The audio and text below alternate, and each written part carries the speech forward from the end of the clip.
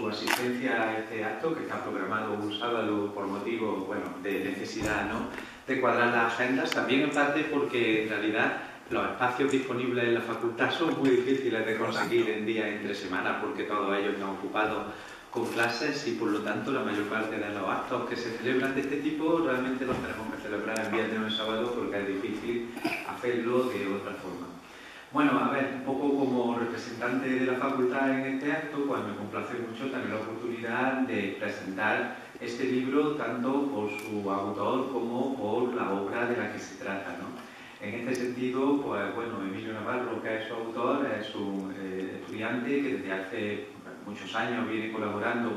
con el Departamento de Ciencias de la Antigüedad y de la Edad Media, al que pertenezco, que viene colaborando también con el grupo de investigación Meridia de la Junta de Andalucía, en el que está encuadrado y que en el marco de los estudios que está llevando a cabo y que se han traducido no solamente en la elaboración de su trabajo de fin de máster y de algunas publicaciones que ha hecho durante este tiempo, sino también en el proyecto de su propia tesis doctoral, pues tiene como centro fundamental o como referencia fundamental el estudio del patrimonio de la comarca del Bajo Guadalquivir en la provincia de Córdoba. Y entre los estudios de ese patrimonio, pues muy fundamentalmente aquellos que se refieren al patrimonio fortificado, a todo lo relacionado con la arquitectura defensiva, las fortalezas, los castillos, los asentamientos fortificados de época medieval en ese entorno. Por lo tanto, el libro que vamos a presentar es un libro que es en buena parte el fruto, ¿no?, de una labor de investigación que se ha ido realizando durante muchos años, que se ha ido llevando a cabo, ya digo, en el marco de diversos trabajos y en el ámbito de diversas investigaciones,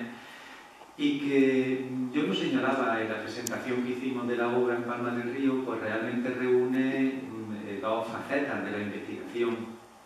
histórica necesariamente complementarias e igualmente importantes, ¿no? Por una parte, lo que es la investigación de los fondos documentales y de los archivos para buscar todos aquellos datos, ¿no?, que pongan de relieve dónde se situaron esas fortificaciones en época medieval y, en fin, de qué forma se articuló, ¿no?, el sistema defensivo de esa región y cuáles son los restos que hoy día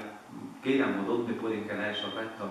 Todo ello, ya digo, hallado a través, ¿no?, de fuentes documentales que se conservan en archivos muy dispersos, ¿no?, no solamente de Córdoba y su provincia, sino también archivos de carácter nacional, como el de Simancas o el Histórico Nacional, o incluso archivos más alejados, bueno, que en el caso de Palma tiene una vertiente muy importante en Zaragoza, ¿no?,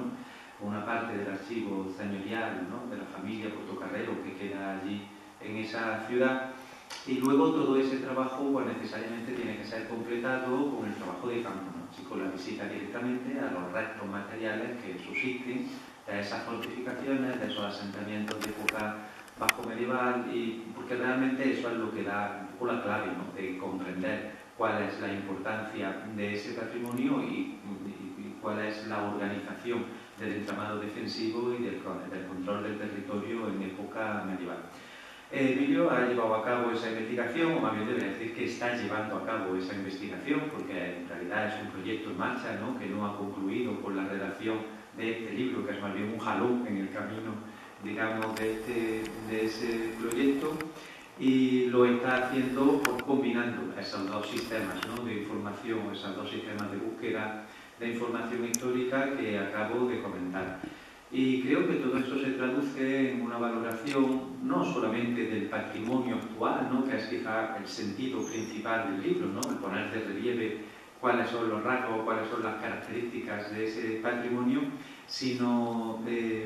también en lo que es un estudio en profundidad de una región o de una comarca que fue muy importante a lo largo de la Edad Media, tanto en época bajo medieval como en época cristiana, ¿no?, en época islámica como en época cristiana, porque realmente a través de esa región se llevó a cabo las comunicaciones con Sevilla, en ese momento anterior a las repoblaciones de época carolina, ¿no?, a las repoblaciones del siglo XVIII, la actual vía de comunicación con Sevilla a través de Écija era poco utilizada, ¿no?, ahí había muy poca población, por lo tanto muy poco apoyo para que se desarrollaran por este camino las comunicaciones, y la vía más utilizada, ya digo, tanto en época andalusí como en época bajo medieval, fue la vía de la margen derecha del Guadalquivir. Eso dio a la comarca un sentido, ¿no? Una significación histórica muy particular, que además quedó completada por las explotaciones mineras del importante arco de Sierra Morena, ¿no? Donde a todo lo largo de la provincia de Jaén hasta las provincias de Sevilla y de Huelva surgieron a lo largo de la Edad Media pues, explotaciones de mineral, fundamentalmente de galena, ¿no? Para la búsqueda del plomo, de la plata, de la que tan rica es